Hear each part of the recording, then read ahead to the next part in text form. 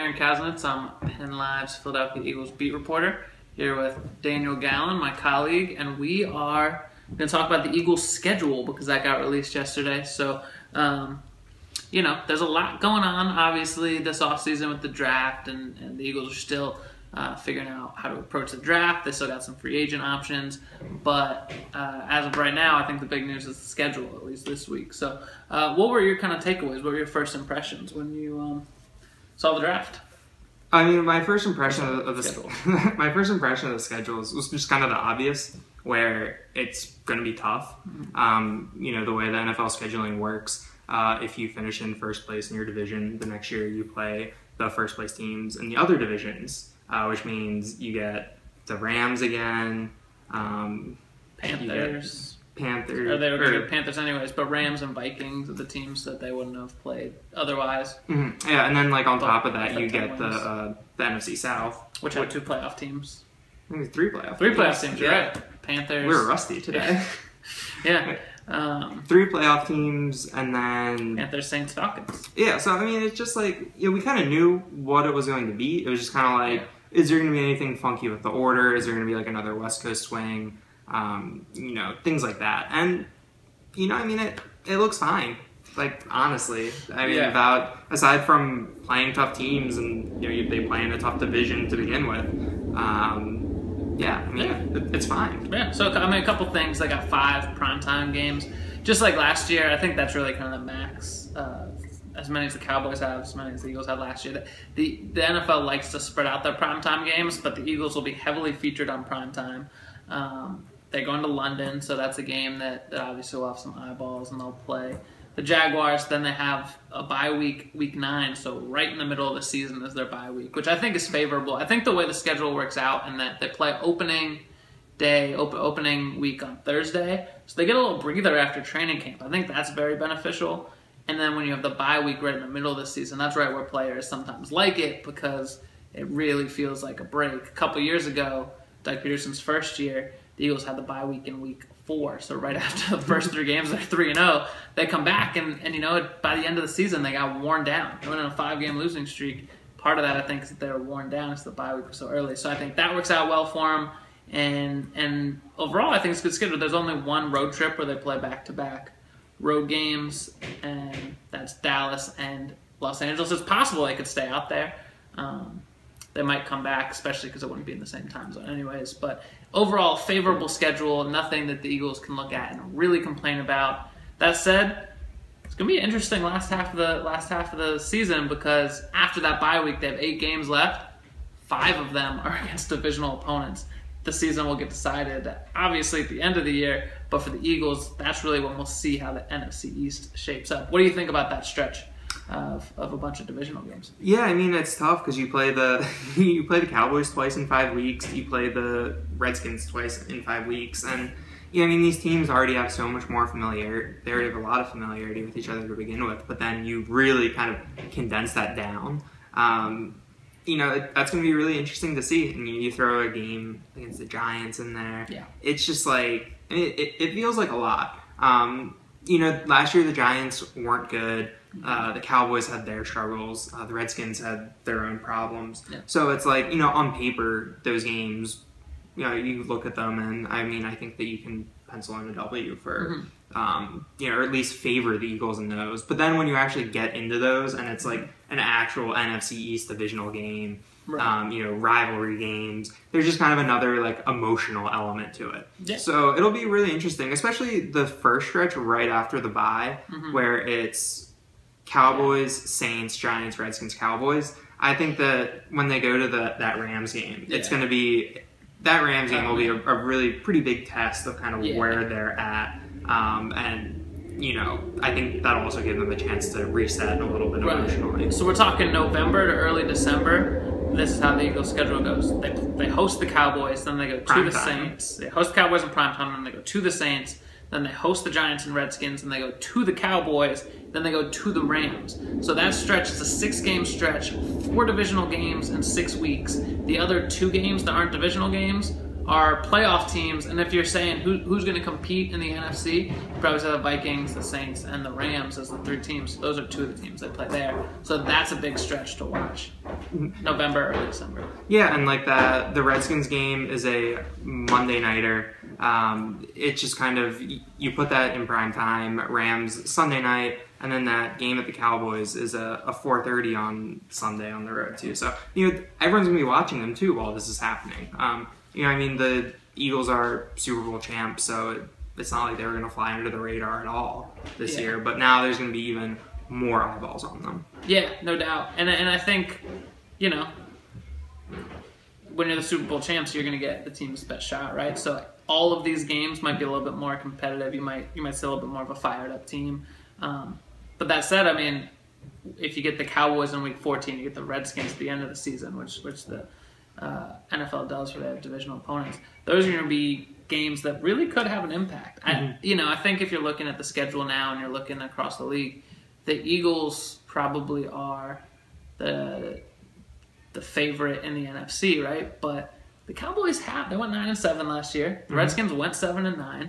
The Giants, they've got some talent. They're only 1 year removed from a playoff team from a playoff year.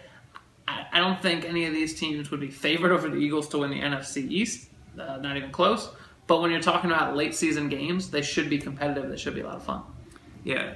I'm personally very intrigued by October in the schedule. Obviously the stretch after the bye week is impossible to ignore, but in October, the Eagles play Vikings on a Sunday afternoon in prime time, short week to Thursday at the Giants, then they host the Panthers, then they have to go to London to play the Jaguars. And so that's 3 playoff teams right there, four game stretch. Plus a divisional opponent.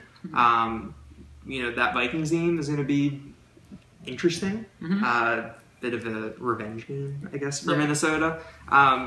Even then, Minnesota's a kind of physical defensive team. So then you're going to have a short week to play divisional rival. That's kind of a place where I see that. It'll be interesting to see how they come out of that. Yeah. Obviously, any team that plays in London has the bye the next week. Right. So that's nice, but it'll just be really interesting to see kind of how they come out of that stretch. Yeah, no doubt. I think that's definitely an important stretch. Do you see any stretches on the schedule where you think, maybe not necessarily that you're taking a breather at any point in the NFL schedule, but maybe here's where the Eagles can stockpile some wins, kind of like they did last year when they had a run of blowouts against some teams that weren't great. I think October, November is where they had success this past year. What do you think about this year? Any nice stretches there? I think that they'll be, just off the top of my head, it looks like they'll be 3-1 going into that matchup with the Vikings, or like 3-1 at worst. Falcons made the playoffs last year and gave the Eagles a good game. Titans are a playoff team. Buccaneers have some talent. Yeah. No one knows what's going to happen with the Colts. Yeah. But hard to see on paper the Bucks and the Colts beating the Eagles. You never know. But yeah. No, I get what you're saying. Yeah. So it's out of those 4 games: Falcons, Bucks, Colts, Titans. If they go 3-1, 4-0 out of that, it'd be surprising if they were 2-2. Yeah. They're not going to be 2-2 going into that Vikings game, or else things are going wrong. And then, man, that the Texans game is like, yeah, nice, but you never know. Deshaun Watson in the second year. Yeah, but they were good last year when Deshaun Watson played. So it's just like that second half. It's brutal. Yeah, no, it's a great, and 3 of the final 4 Eagles games are on the road. And the Eagles much improved on the road last year, but when you look at Doug Peterson's tenure, I believe he's actually under 500 on the road in the regular season, or just in general, because they haven't played a road game in the playoffs. So that's, again, not to say that the Eagles can't handle it, but at the Cowboys, at the Rams, where they won both those games last year, at Cowboys and Rams, at the Redskins to finish it out. Eagles got wins at all those places last year. They're going to have to do it again this year. And I think just what the schedule reinforces is with the NFL, with parity, with the way the schedule is set up to have the top teams in the divisions play each other, you don't get too many cupcakes. The Eagles last season were kind of an anomaly in that they blew a lot of teams out. They could do it again this year, but it's not going to be easy. And I think the thing that is pretty easy to notice from my end is they play some really good defenses. The Rams defense with Sue and Donald up front, down the stretch. The Texans have had really good defenses the last few years. Obviously, the Jaguars probably the best defense in the league last year. The Vikings were the best defense in the NFC last year. The Eagles have them. So Carson Wentz is going to get tested. What do you see as kind of a wild card on the schedule where you know, whether it's a team where you don't know what you're going to get, or, you know, or just something where you're kind of like, you're really interested to see what happens. Yeah, I mean, to me, I think the two games I want to point out, going to London, I think is, if you're talking about a wild card, you just don't know what's going to happen. The Jaguars have done that in the past. The Eagles have not. You know, being an East Coast team, London isn't too bad. It's not that much different than a West Coast trip in terms of distance, but just a whole new vibe, different stadium, all that will be interesting. And then the Jaguars are a very good team, but a team that we're not sure what to expect. Basically, the Jaguars are the perfect example of a team that is really good everywhere but quarterback. And when you are, you know, when you have a good run game and a great defense, you should be a good team. But if your quarterback struggles, you wouldn't be. So depending on how Blake Bortles plays this season, that could be either one of their toughest tests of the season, or they could be going there. You know, if you don't have a good quarterback, you're not beating the Eagles. They're a good enough team that they'll kind of squash anybody who doesn't have a good quarterback. And then Week 11 against the Saints, to me, because I think the Saints can be really good. Yeah. On paper, last year they had a great year. On paper, they look really good. Can Drew Brees hold up another year? Can they get the same sort of success out of that backfield duo? And can the defense improve a little bit? I think the Saints could be one of the best teams in the NFC playing, you know, at the Superdome. It's never easy. I'm really excited for that Week 11 game, but we don't know what the Saints are going to be. Yeah, especially because the Saints are so young last year that, you know, Kamara is going to be another year older, Lattimore is going to be another year older. And Michael Thomas will be another year older. And it'll be interesting to see what they add in the draft. And Patrick Robinson gets his chance to play the Eagles, which would be good. There's a couple cool, you know.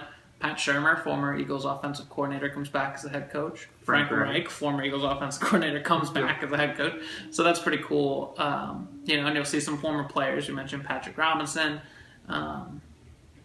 coming back. So there's going to be a lot of cool angles, a lot of cool storylines to follow throughout the year. It should be fun. Yeah, one thing going off what you said about the Jaguars is that I'm intrigued by kind of the AFC South matchup, because, I mean, the AFC South, not been that good in recent years, but then they had two playoff teams last year. Titans made some changes in the offseason. Mike Vrabel is the head coach now, which will be interesting to see how that shakes out. Right. I mean, obviously, no one knows what's going on with Andrew Luck.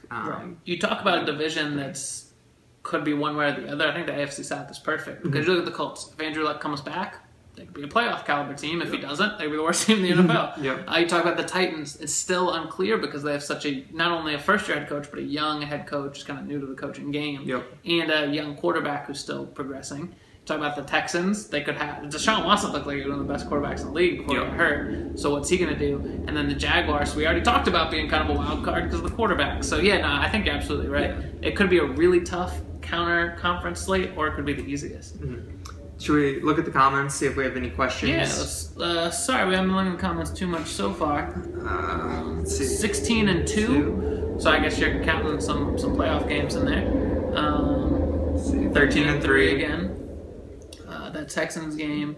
This is a little iffy. Yeah, again, that's Deshaun Watson. I mean, if he's playing well, the Texans could be a really, really tough out. Is there any more? Great schedule. Actually, it'll be interesting down the stretch because they play a couple road games, and you know, I mean, the way that kind of the spreads work is that the home team counts are a lot. So wouldn't be a surprise if the if the Rams were favored, you know, late in the season, or you know, one of those other like really late season games. I could see the Rams being favored because the Eagles are on the road. Even the Cowboys, if the Cowboys have a good year, we never know what happens with injuries. But yeah, no, I mean, if you're going through now. The Eagles were so good last year. When you think about the players who they're getting back, there's no reason to really have them as underdogs going into a game. It looks like somebody's going to go see them in L.A. Another Super Bowl trip. Saints game will be good. Yeah. Want the best to be the best. Experts say easiest in the NFC. Yeah, so, I mean, it should be good, and there should be a lot of good road trips. Last year, we talked about the Eagles really taking over both stadiums in L.A., Be interesting to see if they do that again. The Rams have a good team. They're building a fan base. London will be interesting. I'm sure there'll be a ton of Eagles fans there. And the Buccaneers kind of strike me as a team where maybe Eagles fans can go down to Tampa and have a presence. Yeah, I could see big presence in Tampa, big presence in Tennessee. Yeah, Nashville. Probably a presence in New Orleans because that's the type of trip that you Yeah, if anybody's going to New Orleans in November, that's a perfect time for New Orleans, I feel like, because it's after hurricane season, but where it's cold elsewhere, but should be nice in New Orleans. Yeah, it won't be super swampy. Yes, everybody, let's go to New Orleans, have some fun. Yeah, cool. So we'll be back next week to talk a lot of draft. So get your draft questions ready. Yep, fire them up. Figure out who the Eagles will take. And we'll see you next time, and be sure to check out PennLive.com/Philadelphia Eagles for all your Eagles coverage.